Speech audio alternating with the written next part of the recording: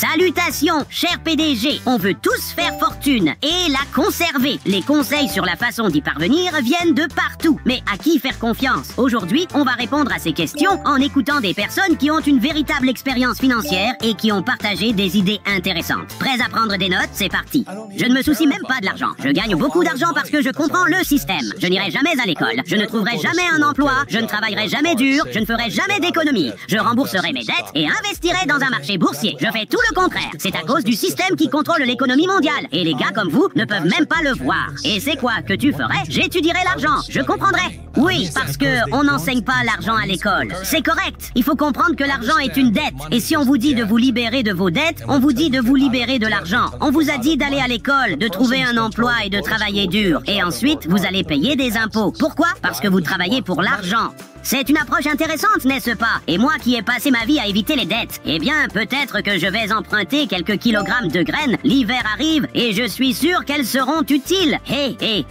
Le profit et la richesse, c'est génial et difficile à atteindre. Mais voici la question, que faire une fois que vous les avez? Comment les préserver et ne pas tout donner en impôts? Eh bien, écoutons et découvrons. Si vous n'avez pas de revenus, vous ne payez pas d'impôts. Exact. Donc, c'est ce que font les gens riches. Elon Musk est probablement le plus grand exemple. Il n'a jamais touché de salaire pour diriger et posséder Tesla. Il a été rémunéré en options d'achat d'actions. Mais les options d'achat d'actions qu'il a reçues ou qu'il recevait initialement valaient 6 $ l'action. Mais lorsque l'action a grimpé à 1000 $ et qu'il en avait reçu des millions, il était super riche sur le papier sans que cet argent ne soit sur son compte en banque. Au lieu de vendre ses options d'achat d'actions et d'en tirer un revenu, il va voir la banque et lui dit « J'ai des options d'achat d'actions qui valent des milliards de dollars. Que diriez-vous de m'accorder un prêt ?» Il prend ce prêt, paie 3, 4 ou 5% d'intérêt et si sa société se développe, la valeur de ses actions augmente de 6%. Il vient de réaliser un bénéfice. Il n'a pas eu à sortir d'argent. Il n'a jamais perçu de revenus. Il n'a pas payé d'impôts.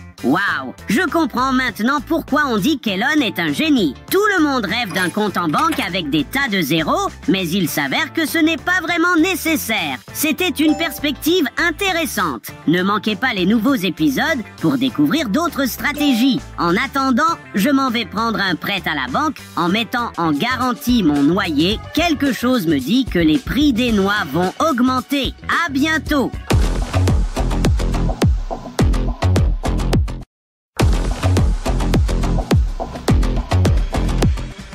Salut mon équipe crypto préférée. C'est un plaisir de vous retrouver dans un nouvel épisode. Ce n'est un secret pour personne que les crypto-monnaies deviennent de plus en plus populaires chaque jour. Et tout le monde veut en savoir plus à leur sujet. Mais où trouver des informations fiables? Eh bien, aujourd'hui, j'ai trouvé des vidéos éclairantes d'un type qui est, sans exagération, l'un des plus célèbres dans le monde de la crypto. Vitalik, le créateur d'Ethereum. C'est vraiment un gars qui vaut la peine d'être écouté.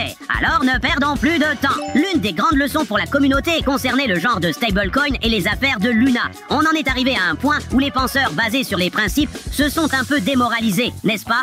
Parce que, je veux dire, si vous êtes un penseur basé sur les principes, alors vous allez dire que tout ce qui offre plus de 10% de rendement annuel est essentiellement insoutenable au mieux, une arnaque au pire. Parce que, vous savez, rien dans les monnaies fiduciaires ne peut offrir de façon stable des rendements de 10% avec un risque de perte très faible.